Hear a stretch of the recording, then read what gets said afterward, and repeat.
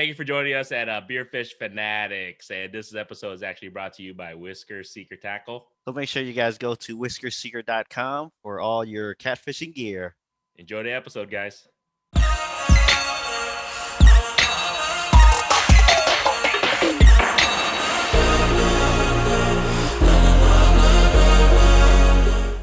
right, man. Let me grab my beer.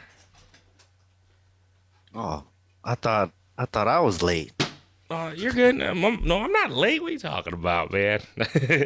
All right, everybody. Welcome to another episode of Beer Fishing Fanatics. This is Gritty with Bob Pop Fishing. We got Kit with the Fishing Kit YouTube channel.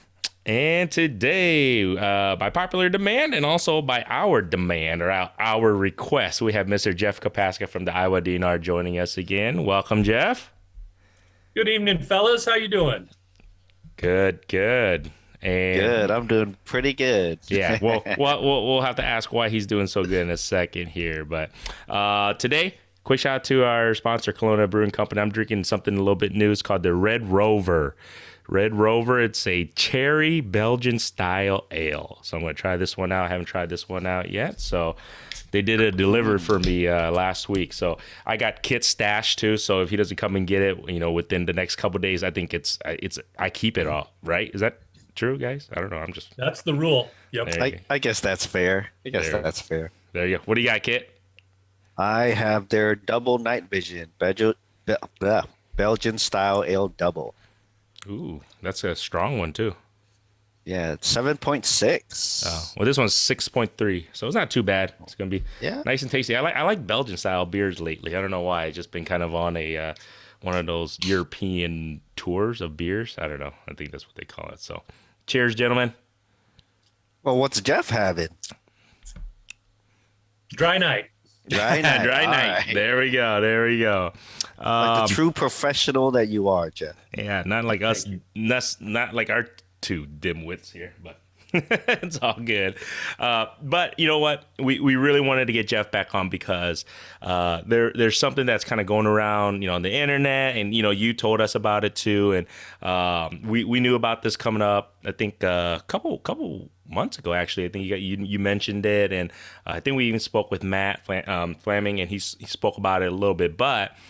There's this thing that's coming up. If you're in Iowa and you're a fisherman, and if you're a walleye fisherman and everything, there's this thing that we've seen floating around social media, seen this little flyer and word of mouth, and even some I think even Spencer from River Certified, he was sharing that around because this is a good thing. But what's going on is there's a walleye tournament type thing that the Iowa DNR is partnering up and doing, and I'm not going to steal your thunder, but I think if Mr. Jeff Kopaska, can you explain a little bit about this tournament, how the Iowa DNR is involved in it, and just kind of what it entails, if you don't mind? Absolutely. So Iowa DNR is working with Anglers Atlas and My Catch to conduct a virtual online walleye tournament for the months of May and June. You might be curious, why are we doing such a thing? I think there's a lot of questions about that. Well, you all know that for the last few weeks that basically the entire DNR fisheries staff has been working doing walleye collections for our hatcheries. So we've been really busy at Rathbun. Mark Fleming was working down there. The Central Iowa crews that I work with, we've been at Big Creek and Brushy Creek doing walleye and muskie assessments there. And then most of everybody else was either at Storm Lake or Clear Lake or up at the Okoboji chain. And we do that at this time of year because walleyes normally are in deeper water, but they come in shallow during this period of time to spawn.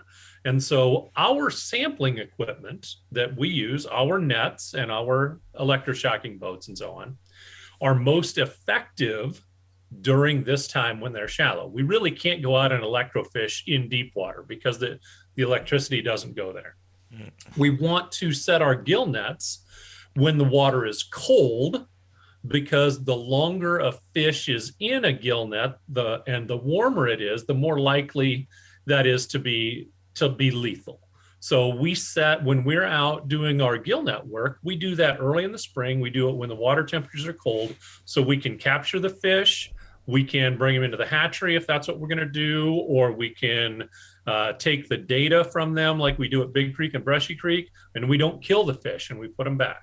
So the times that we can sample walleyes very effectively and in a non-lethal manner is these last few weeks.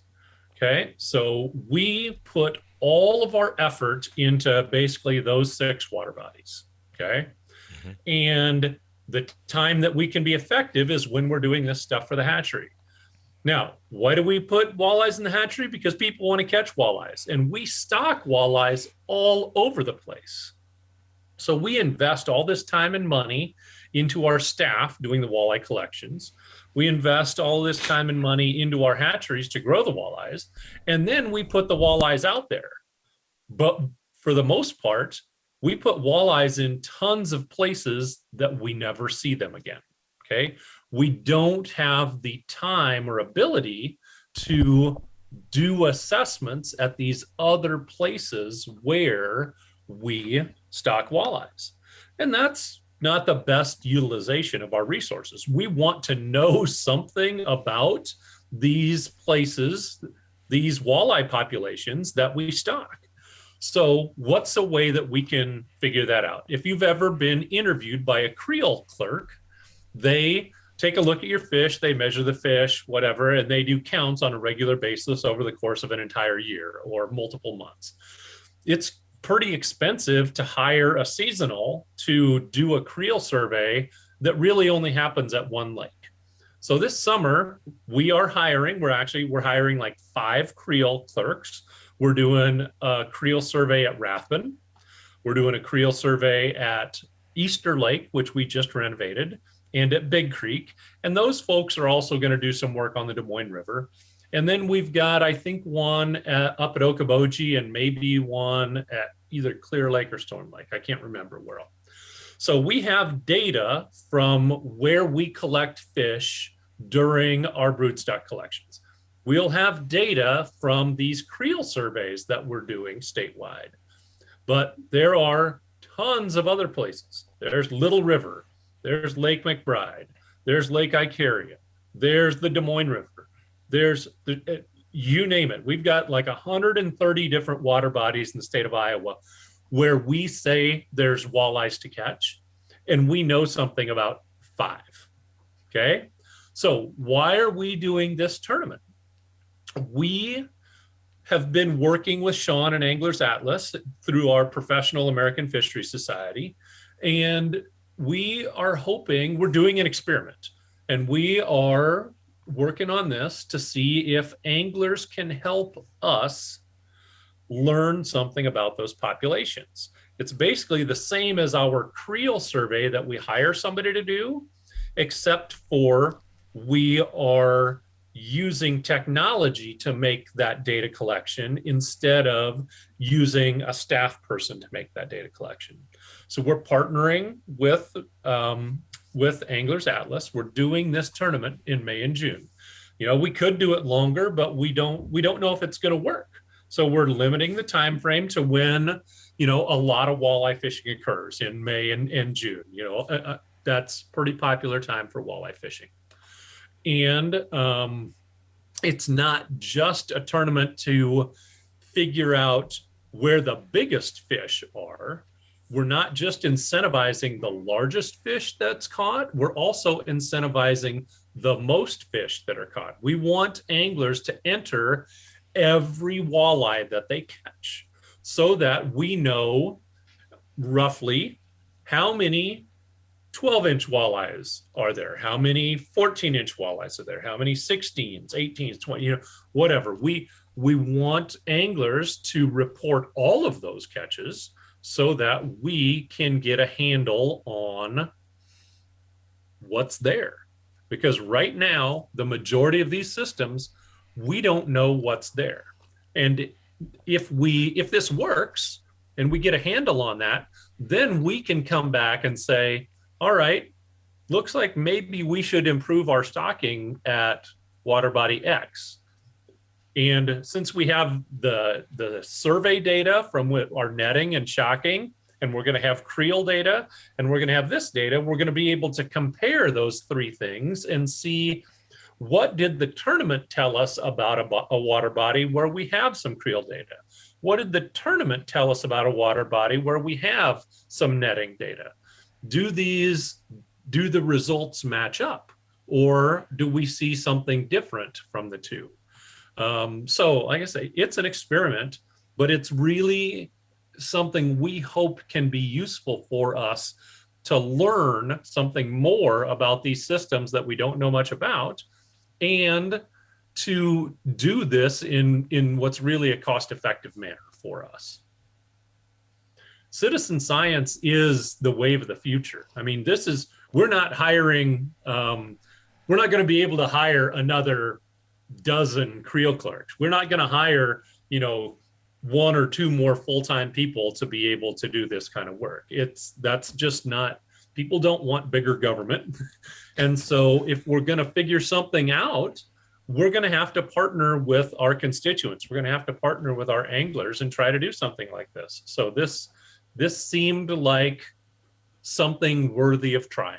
It might not work, but I think at least from what I hear from the general public fishermen here, if they understand, because they have their opinions, they have their viewpoints on, let's just, we can speak of the walleyes, right? Population here. This is something that's going to help them. I mean, in the long run, at least I feel if everyone who's a huge walleye guy or gal, getting more information to the Iowa DNR helps them understand and regulate the fish.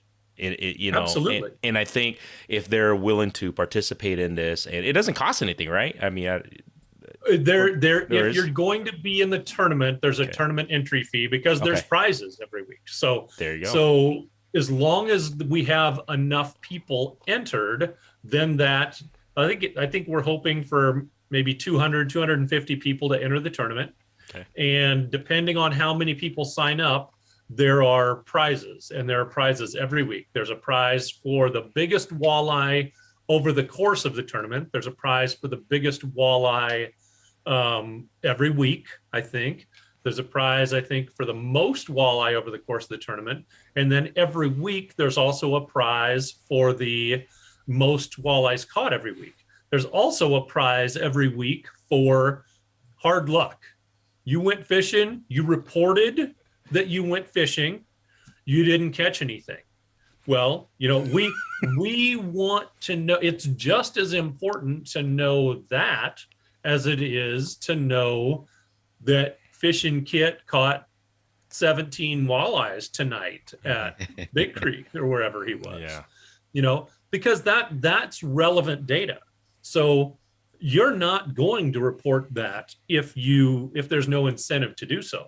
Yeah. But if you can get your $25 entry fee back just by telling us, you know what, I didn't catch any fish this week, we're going to, not we, the tournament is set up to incentivize and to give something back for those folks that didn't catch any fish.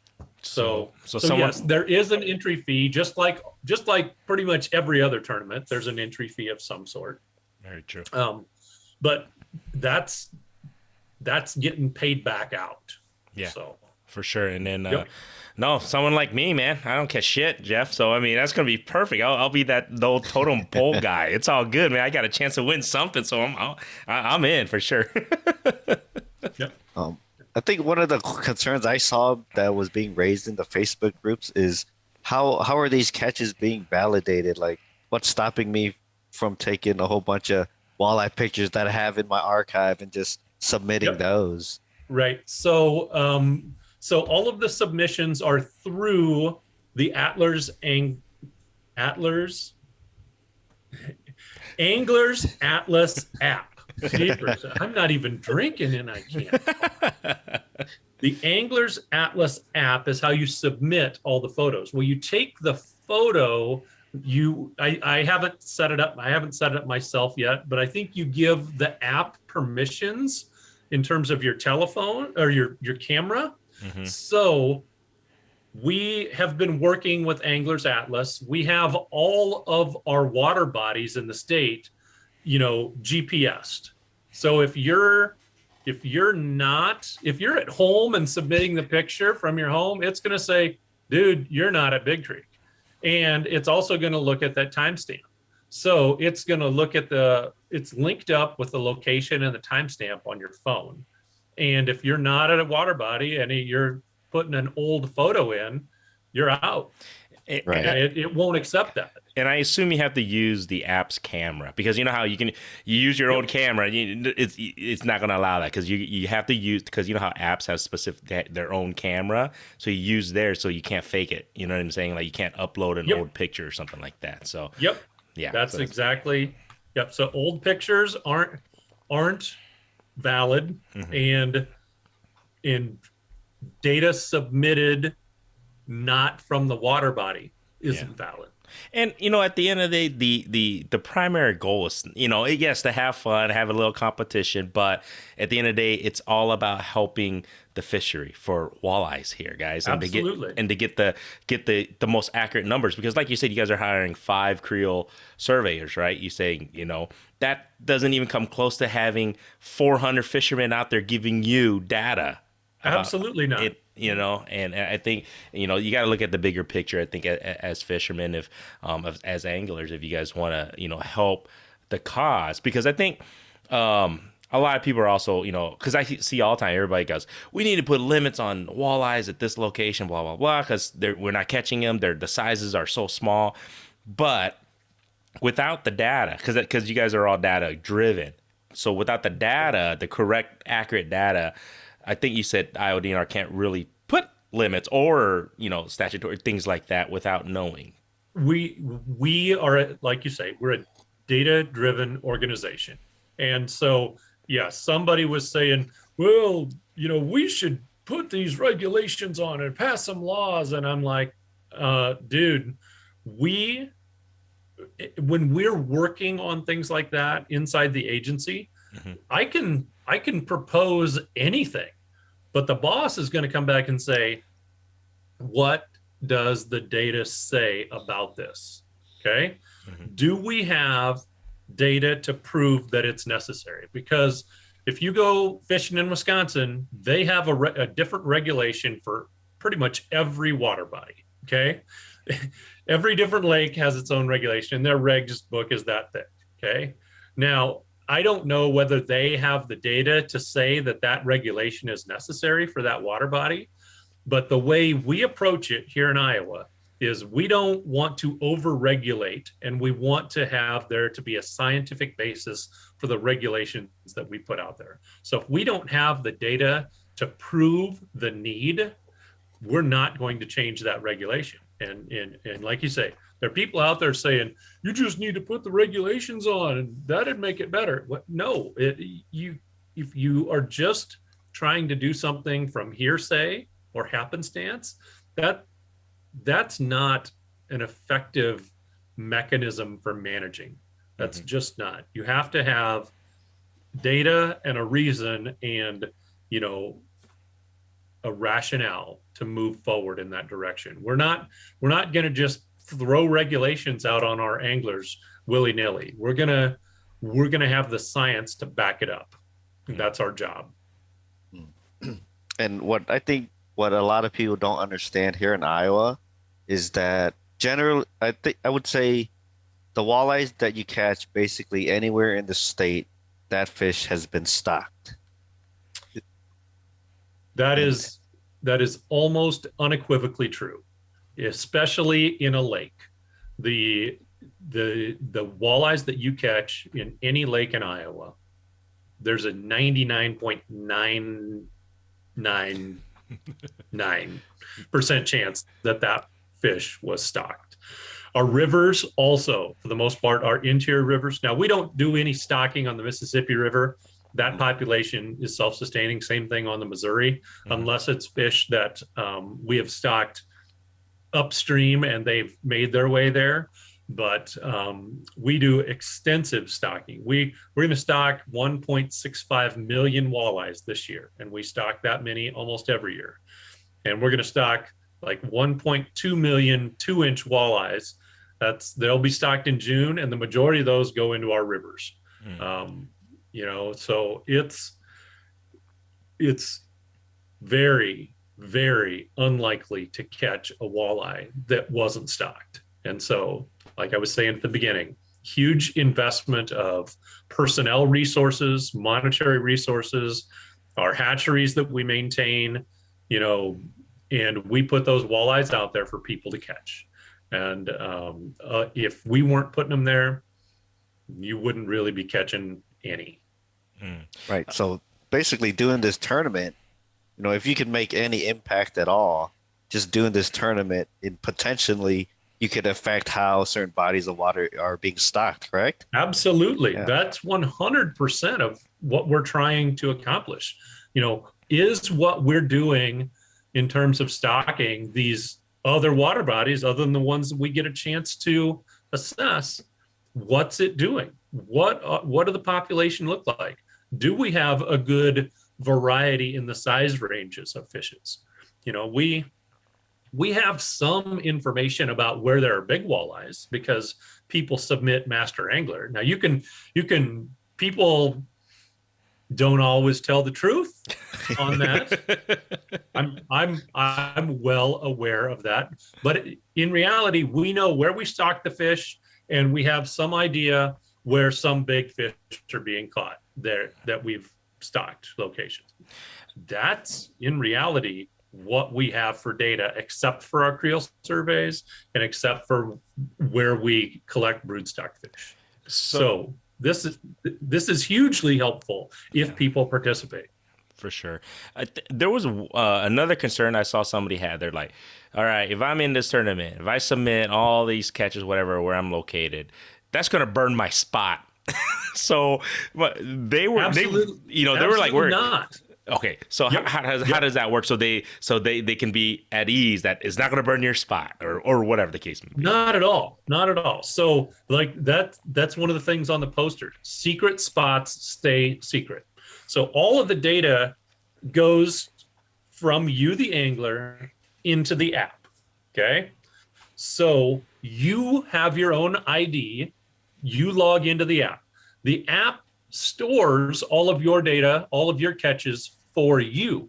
So you, Grandy, you fishing kit, you take a picture of that fish. It stores for you when you caught that fish, where you caught that fish, if you want to put a note in or about how you caught that fish, any of that stuff. That's all stored for you. You can log back in and look at your catches through time. So it's providing that service to you. Even when the tournament's not going on, you can utilize the app for storing that data for you. Okay. That is the service that the app is providing to you. And that is what the data you are providing to the app. What we get, what the DNR gets, is the length information. So we might see the fish. We know how long the fish is, and we know that you caught that fish at Big Creek. We don't know where you caught it at Big Creek, or you caught it on the Des Moines River between Saylorville and Red Rock. We don't know where you caught it. Your secret spots stay secret. We, as the agency, never see that specific location data, and we don't know what you caught.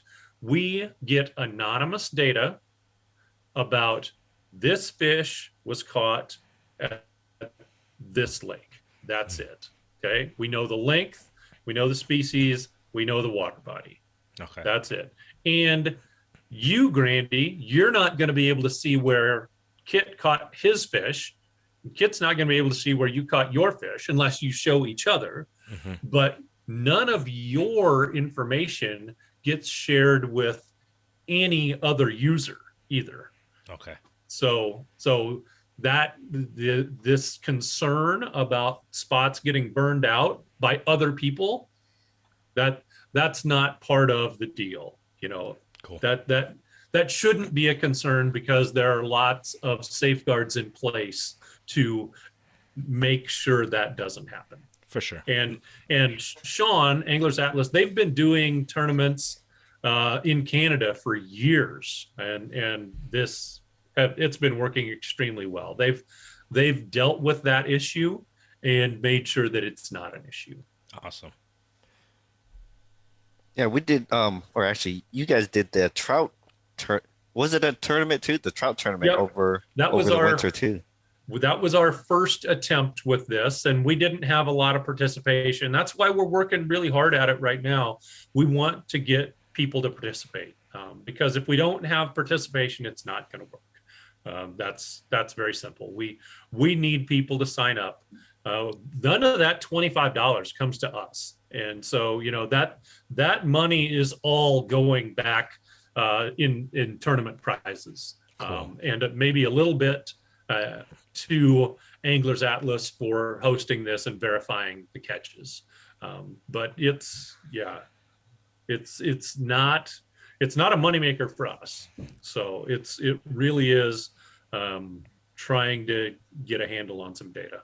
That's cool. And then is there if I wanted to, or if we wanted to, will you be able to find out like who caught the biggest fish at the end of the, because this is from May 1st through June 30th. Is that correct?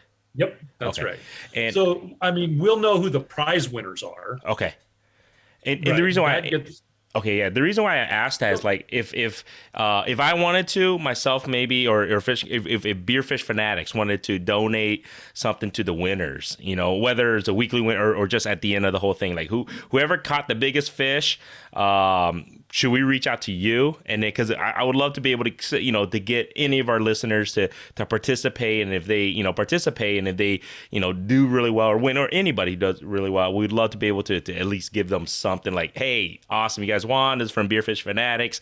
We'll give you guys like a cup, a shirt, a hat, or something like that. I definitely can try and see what we can do about that. Okay. I know another option would be like for you guys, if you wanted to sponsor a particular water body, like you could be the sponsor and show up on the app for Big Creek, for example.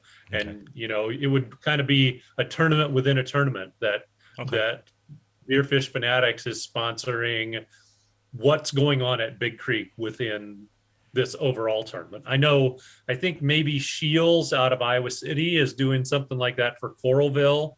I don't remember all the exact details on that, but I know that that's an option.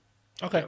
I'll get with Kit here, and we'll figure something out. That'd be kind of cool to get some of our listeners to have them participate, and we can do a little something for them too, for joining in and really help. Like I said, this is going to be a good thing if we can get more participants. This is going to be a good thing, especially if you love those toothy critters. You want to know, right? You want to know, you've been fishing at a specific lake, and this is the reason why you're catching them, or this is the reason why you're not catching them, because maybe they need to stock more, and this helps us to know that they're going to stock more. So that's cool. We're doing this in an attempt to provide better fishing for our anglers. That's our whole goal. That's cool. No, you respect that for sure. How about out-of-staters? Can they register and fish in this tournament if they wanted to come down and fish? I mean, I know we have a lot of out-of-staters that come, because, and the reason why I ask that, because they know when they come, they catch it, and then you know what I'm saying. It would also be more data. So is that absolutely? Is it open to them? Out-of-staters can register too. You bet. The requirements are to be signed up with the tournament, and to fish in Iowa. And now I've heard some concerns also about are we going to be validating that this individual has a fishing license? We don't do that. The fisheries people don't do that. When we have a Creole survey person go out there, they're not checking fishing licenses. They are checking, the fish that you have in your in your creel, in your bucket, whatever. And they talk to you about what you caught that day, etc.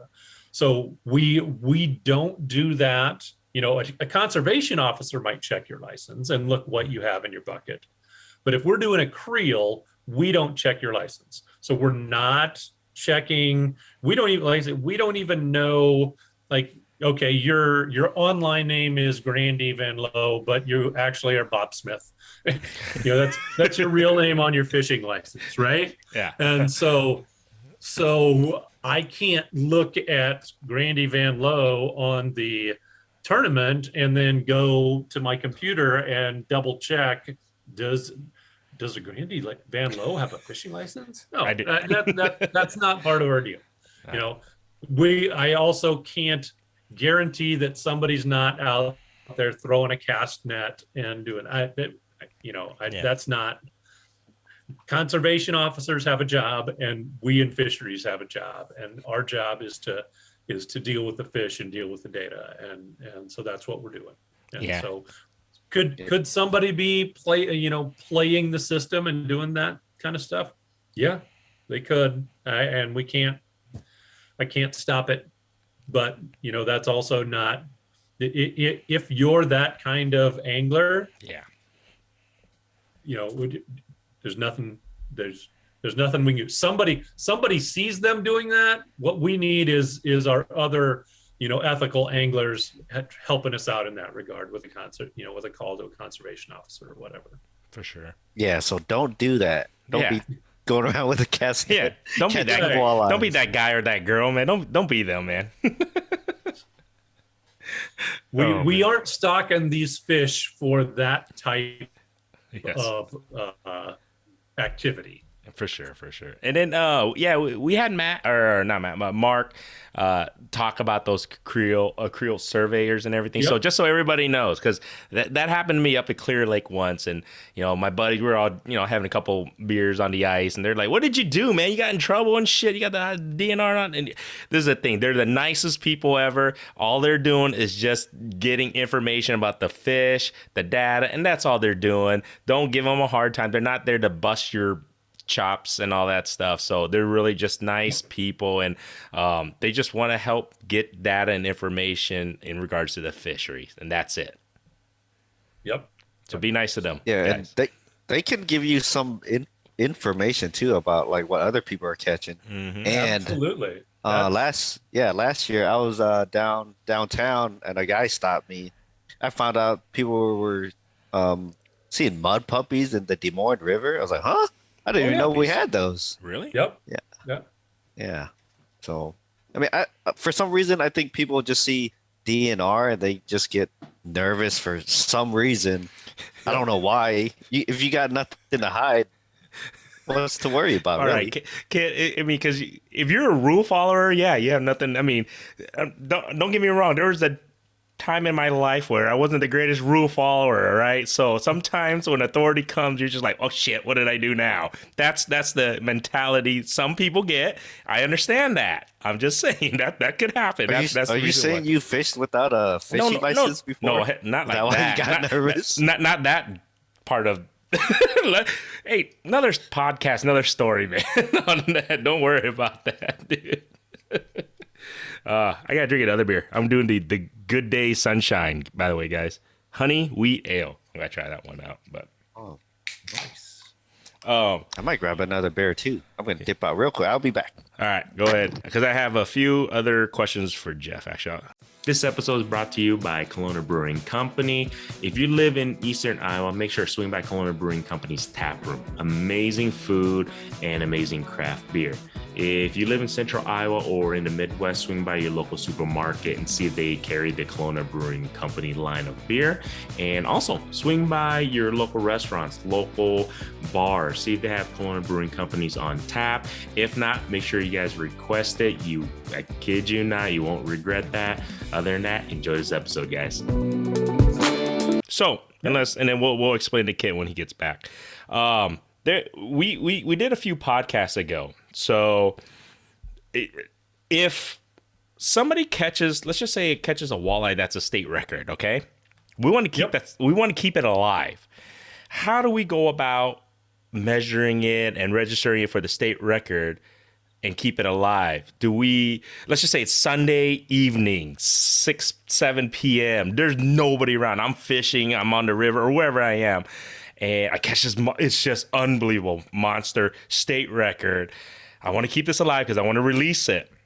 What does that person do? Because typically what I've known was, take it to the nearest, bait shop, whatever, so they can get the DNR come, but then the fish obviously doesn't make it.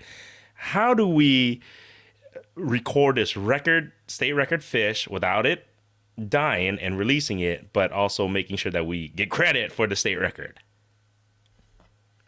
It's a fabulous question. You need a great big tank. And well, so it's almost impossible. Okay. It's almost impossible. When we look at the way that our state record verification is done, we have to have a certified weight or certified scale that the weight is taken on. Now, like at our office, we have one, so we can provide this service to our anglers. Okay. But, even if it was you and you've got my number and you know how to get a hold of me, then I have to be available. I have to take a half hour to go to my office and get the scale and calibrate it. And then I got to come to where you are. And, just with logistics, that's over an hour, and that's rough on that fish already right there. Okay. Let's say you are planning ahead, and let's say you have a great big cooler, a huge old whatever cooler. You can't even take the river water from where you're at and put the fish in because of our aquatic invasive species laws. Mm-hmm. If you're moving bait and that kind of stuff around, it has to be basically in tap water, that you've dechlorinated or whatever. You can't be taking your fish. That's why you got to drain your live well whenever you leave somewhere, So it's impossible. Okay. Is the basic, I know what you want, and I agree with what you want. Mm-hmm. I just am telling you that it almost can't be done. Okay. Now, let's take another big step back, though. If you have caught the state record walleye, like we said before, basically everywhere that fish was stocked, okay? And if it's that big, it's at the end of its lifespan. You don't have to feel the need to put that fish back to maintain the fishery and the population. Okay. You don't need to. If you want to, that's perfectly fine. But there's no ethical dilemma with keeping that fish. If you're at Clear Lake or Okoboji or something like that, then maybe that fish will survive another year, and maybe it will get caught in our nets, and maybe it still has viable eggs at that age.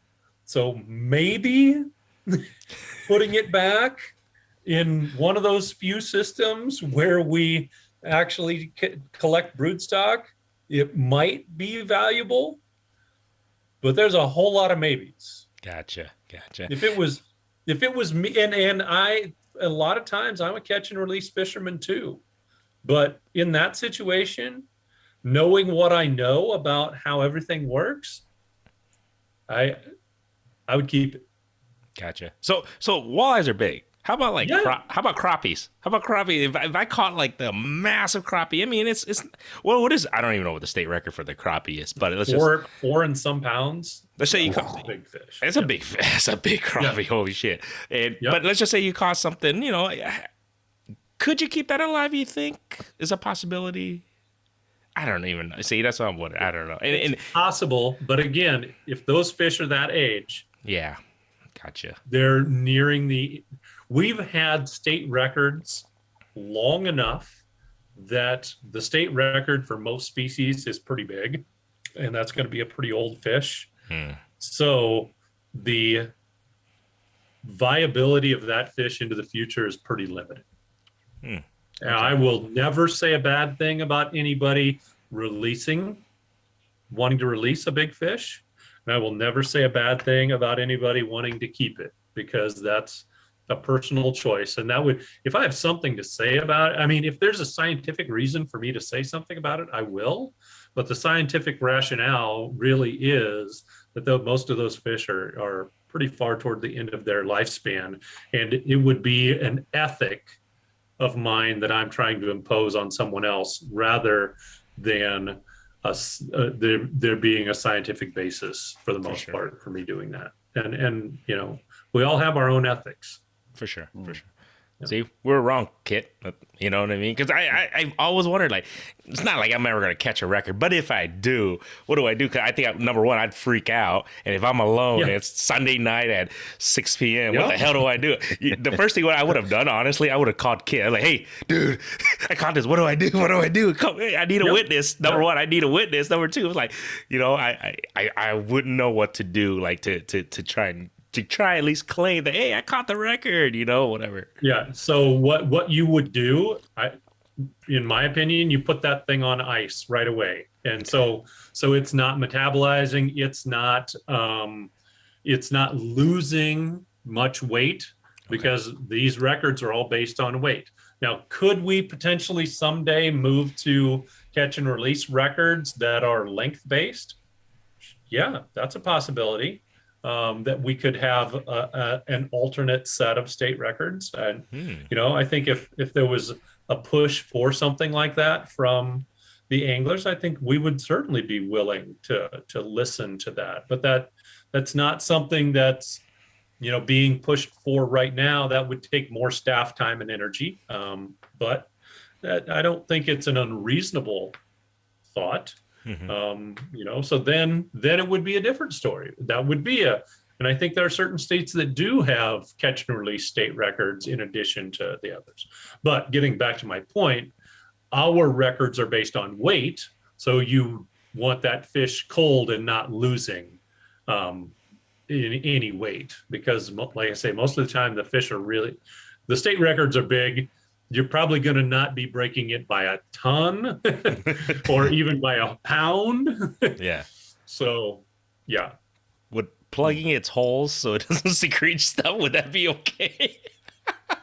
I'm sorry, I had to ask, man. I don't know that I'd be wanting to put any lead weights in there. Well, don't put any weight. I'm just like cover the hole so nothing comes out in the end. I guess, I don't know, man. I don't. That's not going to make much of a difference. All right. All right. Speaking of like the old age of fish and stuff, because I see this in groups all the time. You know, there's always arguments in the Facebook groups whether an old fish has viable eggs and what the prime, I guess, size and prime age of a fish is. Is there, like, generally, I know it's going to vary from different bodies of water and states, but like in Iowa, let's say generally, what is like a walleye's prime age and length, I guess, as far as spawning goes? Right. So we have that. We have those slot limits up on the Iowa Great Lakes, and what we're doing is we're protecting that significant brood stock. So, you know, we're looking at those, what I forget what it is. It is the slot 18 to 22 or something along those lines. You know, certainly bigger fish do produce more eggs, but that doesn't mean that the biggest fish produce the best eggs, because as they get really old, those eggs are less viable. So yeah, those 18 to 26, 28, you know, 29-inch fish, yeah, they're awesome. But there's some of those 28, 29-inch fish that are pretty old too. So honestly, it's very individual dependent, you know, because some 26-inch fish are going to be, you know, on the young end of the range, and some 26-inch fish are going to be on the old end of the range. Just depends on, what happened to that individual over the course of their life. Right, right. Yeah, there's always, yeah, I see a lot of discourse on Facebook groups and stuff. They're always arguing like, oh, well, that fish isn't viable anyways. They need these certain size but like you said, it all really depends. It does. There isn't a hard and fast rule about that. And so I think for me, the hard and fast rule goes back to, your individual ethic. Don't try to put it on other people. And, if there's a reason to harvest that fish, harvest it. And if there's, if you have some overwhelming reason not to, then don't. But for the most part, like you say, we're putting those fish out there to be caught. So catch it. Everybody's an expert on social media, Kit. You know it. Oh, we see on the good. groups all the time. Just like I almost want to, I really don't jump in because I just whatever. Because I almost want to ask, like, oh, really? Do you got a degree in walleyes, studies? You know what I'm saying? Like, because some of the stuff that they spew out, I'm just like, okay, you just gotta take it as with a grain of salt. Here, I'll be the devil's advocate here, but Yeah. I'm not a veterinarian, but I can tell you what a dog is.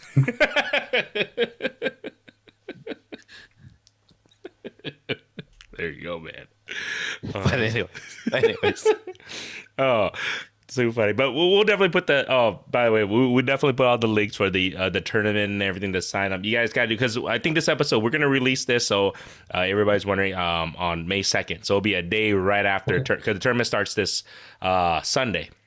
On the first, Sunday, May 1st. Sunday. Yep. So everybody who's listened to this episode and podcast and everything, you guys got plenty of time. Jump in. You'll have a full 2 months here in Iowa, Central Iowa, all of Iowa. It doesn't even matter. Yep. Wherever we have walleye. Except for the Iowa Great Lakes, because the season is closed until the 7th. There we So targeting walleyes is not allowed until the season is open. So that first week, well, you can still compete at the end of that week. Saturday, Saturday the 7th at midnight is when the season opens on East and West Okoboji and Spirit Lake. So you can't.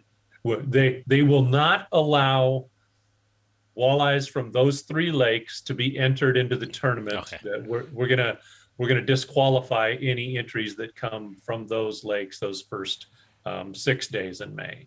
So that's actually, yeah, that was a question. I was like, so what if they accidentally catch one? And okay, so it just won't count, guys, because it's not in season in regards to just wait like 6 days if you're in that area. right, if you're throwing spinner baits for northerns on Spirit Lake, or if you're out fishing for some of those really awesome smallmouth bass and you happen to catch a walleye, okay, you were not targeting that. But if you're targeting walleyes, if you're doing a little bit something different, then Yeah, I was gonna ask what defines targeting walleye for these bodies of water. well, tossing spinner baits in the weeds is not it. Okay. But your pink jig head with a white twister tail, or whatever your preferred walleye, if you're dragging worm harnesses, whatever, that's pretty much targeting walleyes, and that's what is not okay. And if a conservation officer sees you doing that, or your Lindy rigs or whatever, Don't be doing that.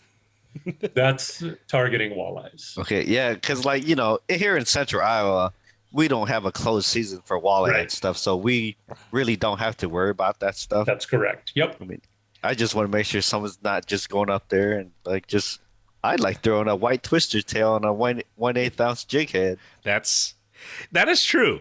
I was gonna say that too, because he loves those white swim baits, and he catches every species on those. So could that be? I mean, technically, that's not considered. I mean, he's not targeting walleyes, but when he catches walleyes, he catches with it too.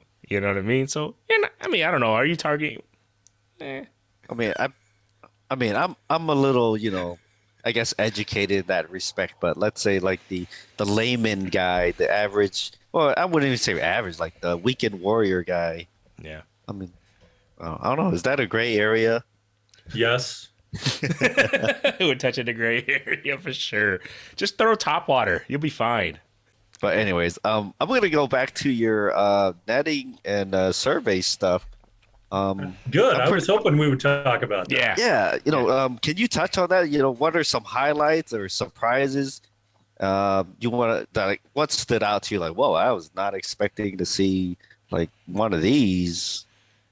So we'll start with Big Creek, and I think the big news is that it looks like the shad population is down.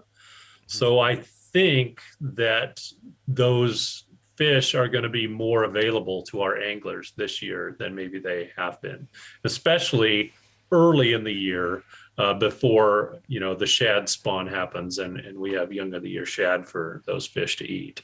So I think the time frame for this tournament aligns really well when anglers could be pretty successful at Big Creek targeting walleyes. We were there for, I think, 3 nights, caught over 400 walleyes. Jeez. The condition is fantastic. Those fish are all really healthy, growing like crazy. Fish up to 30 inches, 10 pounds. Wow. Yeah, they're big fish, lots of fish. Tons of, those 16 to 18 to 20 inch really good eater walleyes in Big Creek. And then, lots of, 26ers and stuff like that too. Population looks just fantastic. Yeah. And muskies are good too. We saw quite a few hybrid striped bass also.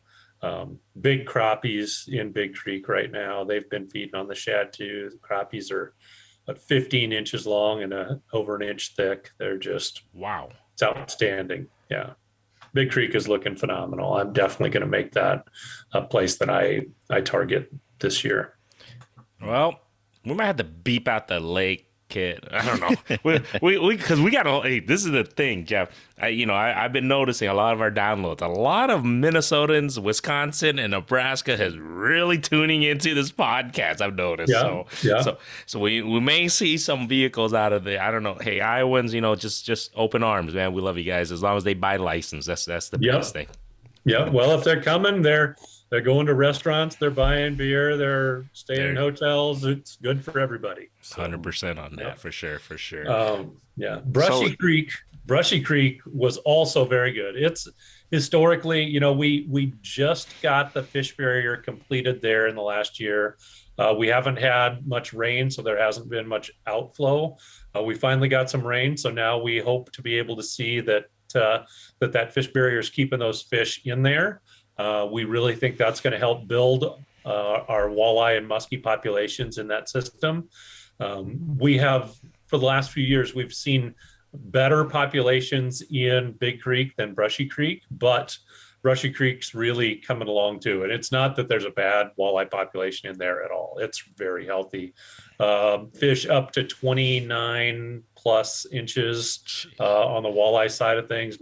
Didn't quite hit that 30-inch mark that we saw at Big Creek, but really, really close. And again, good size range of fish. Yeah. Grandy we lost you.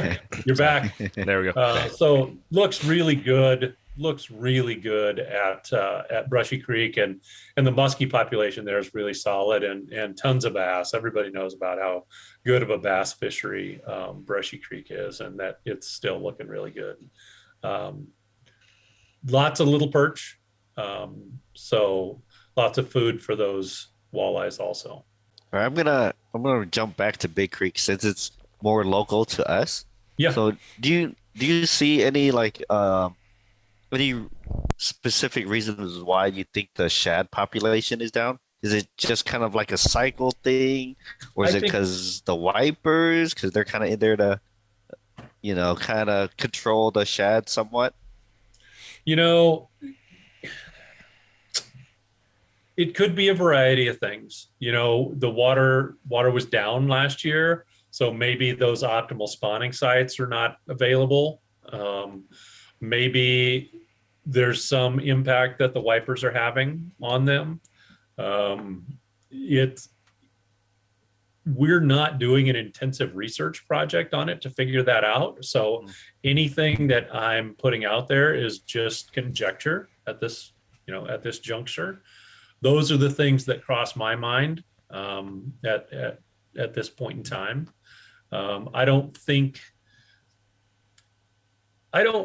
know that we've been successful in a system that big with biological control of shad. So I'm very skeptical that the wipers are having that degree of an impact. I think it's much more likely that it was just the cyclical nature of reproduction and that they're just down right now. And it'd be very surprising if they didn't come back and maintain themselves just fine. Okay. So well, back to the shad thing. So why is shad such a big problem for some bodies of water? They can be very detrimental to our panfish populations. Big Creek has had an interesting history since we're talking about Big Creek. Back in the 90s, it was just a phenomenal crappie fishery in early 2000s. And then we had the drawdown and everything, and we had shad in there, but then we had a hard winter that just killed them off. And as the system kind of rebounded from that, there was some really phenomenal bluegill fishing in there. And part of that is because shad tend to prey on small bluegills and bluegill eggs. And so it's, and when I say small, I mean like fry, like teeny tiny. And so if you're not getting successful bluegill reproduction because of the shad, and in a lot of systems, bluegill is the primary forage. Like that's the base that everything else in the system is built on. So if you have a problem with the bluegills, then you're probably going to have a problem all the way up the food chain because that's the base of the food chain. Okay. And so shad are problematic in that regard. Gizzard shad specifically. Okay. Redfin shad down south are a different thing. And they utilize kind of a different role in the ecosystem than what the gizzard shad do here. And so they don't have that detrimental impact that the gizzard shad tend to have in our reservoirs. So basically what's happened in Big Creek is, since the shad came back, we do have some big bluegills in there, but we don't have the density of bluegills that we had before. So I wouldn't tell someone to go to Big Creek to have a great day fishing for bluegills. That's not going to be the case because of what's going on with the shad. And, bluegill fishing for bluegills is how we introduce a lot of people to fishing. That's how people get caught on fishing. I don't know how many people, the first fish that they ever caught was a bluegill. You look at our first fish awards that we give out, it's astronomical, the percentage of those that are bluegills, so it's really important to have good bluegill fisheries, both from an ecosystem perspective and from an angler success perspective. And so having these shad in our systems is not beneficial, especially, it's fine in the big flood control reservoirs, because that's more of a riverine system and that's more a natural environment for them. These smaller impoundments that we have, like, Hickory Grove or Easter Lake or Big Creek or whatever, they're more detrimental in those systems. Now, we're not going to be able to do anything about it in Big Creek, so we're kind of managing with shad, not trying to eliminate the shad. But we do, in a number of systems, we've reset them to get rid of the shad and start that over, because there's a lot of places that we need that bluegill basis for those systems. And so when you have the shad, that becomes a really challenging management scenario. No, I think, I learned something. I didn't know that's what shad was, their main forage, going after bluegills, and it's a domino effect. So that's what everybody knows. Yeah. And it's not that they're their main forage, but it's easy for them to pick them off. Yeah. So. And aren't they competing with like a lot of the fry of, let's say, crappies and bluegills? Yep, absolutely.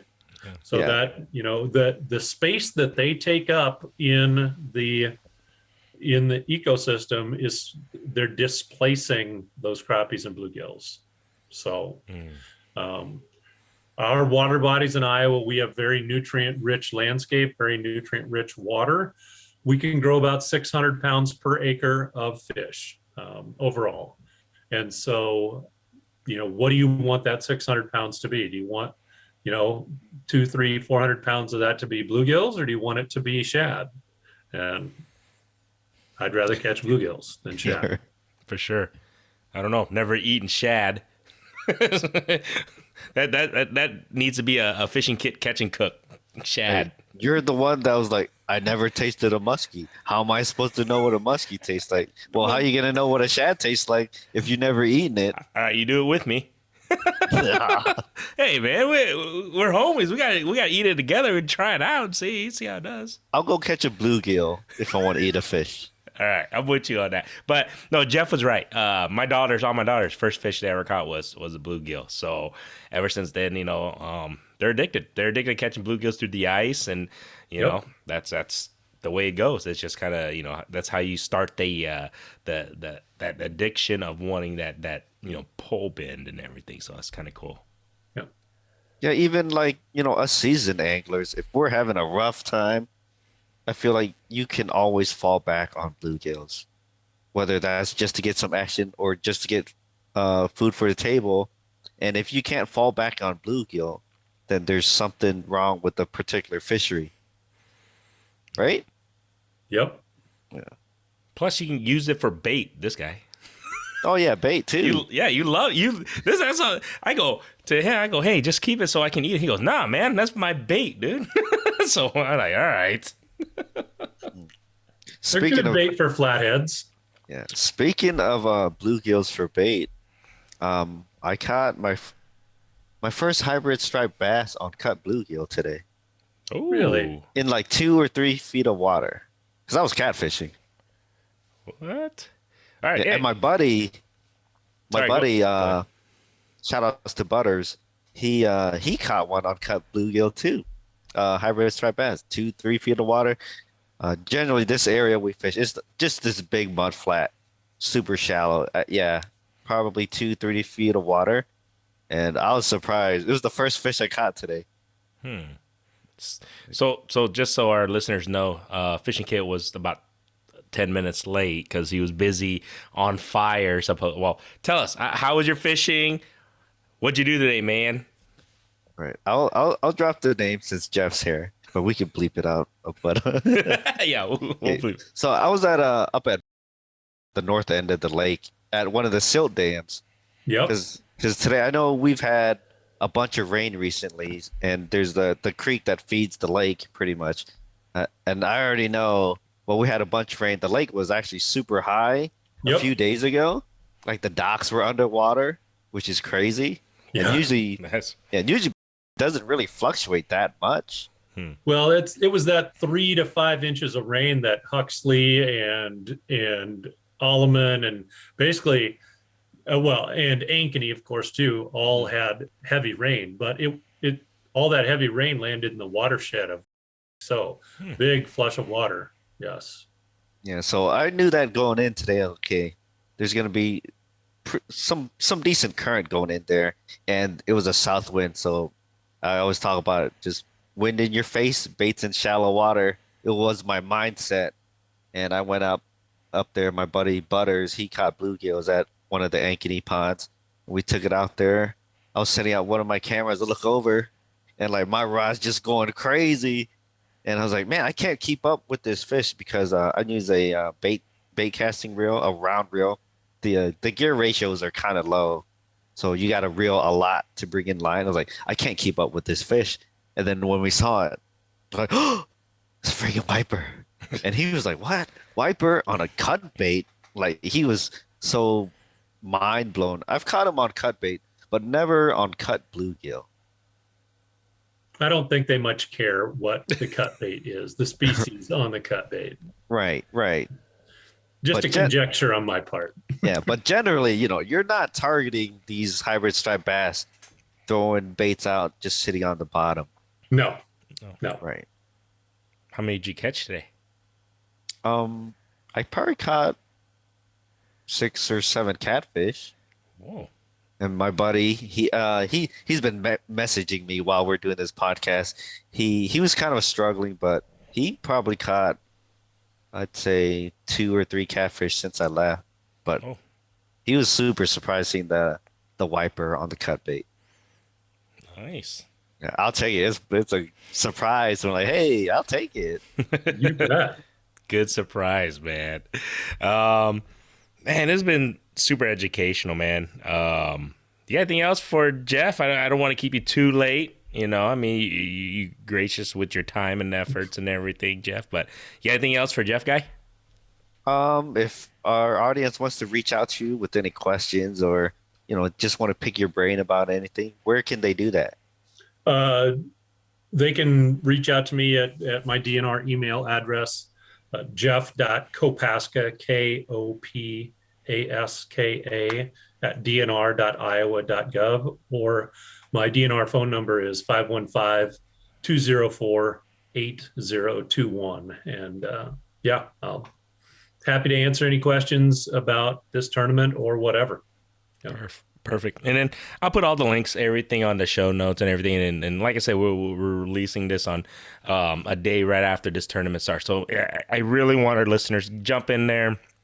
Fishing Kit and myself, we'll set something up for anybody who joins, who listens to this podcast and joins this tournament. We'll set something up. It'll be kind of cool. It might even be like a date out with Fishing Kit, and he'll show you guys how to fish because it'll be just fun or something. I don't know, man. We'll figure something out, but it'll be fun. I'm excited. I'm gonna register for this because most likely I'm gonna say, hey, I didn't catch shit today, nothing, but get a chance to be the guy that the skunkle master. Hopefully not, but never know. But I know I'm super excited. I'm so cool. I'm really thrilled that you guys are doing this. Hopefully this is successful. Like you're saying, we don't know how this is going to turn out, but hopefully it's successful because maybe you guys want to do it for another species of fish. That's hopefully that's something on down the road. If this is successful, guys, listeners, everybody in Iowa, this could be something on down the road that, if you're a wiper guy, hybrid striped bass, we're just talking about that. If you're a guy, who knows? Maybe we can do a tournament like that to help Iowa DNR out, to give them more information, more data. At the end of the day, it's just going to help us as anglers to, once they get the information, they can help figure out, to what can help us catch more fish. At the end of the day, that's the goal. That's the whole goal. That's the whole goal. So get out there, make sure you guys register for this tournament. We got 2 months on it. Get on it. I'm excited for that. Thank you so much, Jeff, for just jumping in on here and really giving us the 411 on that, and getting us pumped up for a little bit of a 2-month walleye session. I think I'm pretty excited for that. I'm going to try my best. Hopefully I can catch some walleyes. Hope I can catch some fish. I've been struggling. Everybody knows I've got text messages. Hey, you don't do videos anymore in fishing? I go, well, no, I do. I just don't catch shit. Sorry, guys. What do you? I mean, I guess I could put skunkle videos. You guys really want to hear me talk, but I catch 1 fish or 2 fish. It's just, hopefully the weather cooperates with us in the next 2 months. Yeah. That's the biggest thing, because I think the weather has been a deterrent, at least for me, at the times I can go fish. But guys, get out there, register. Thank you so much, Jeff. Other than that, everybody, don't forget, check out Fishing Kit YouTube channel. He's grinding. This guy's almost got get his ass to 2,000 subscribers, guys. All right, do this. If you guys get him to 2,000 subscribers, he still owes me two beer slams, by the way. Once he does that, I will slam one full beer. I'll do a shotgun for you, man. I'll do a shotgun of beer. If he gets you guys get him up to 2,000 subscribers on his YouTube channel. Go check out My Pop Fishing. I haven't posted a video. Hopefully I'll post one here pretty soon once I catch some fish. Go check out our videos, and everybody who's listened up to this point, truly appreciate that. Hopefully you guys learned something today, because I sure as hell did. So other than that, guys, till next time. Yep, always a good time having you on, Jeff. For sure. You bet. Thanks, fellas. All right, thanks.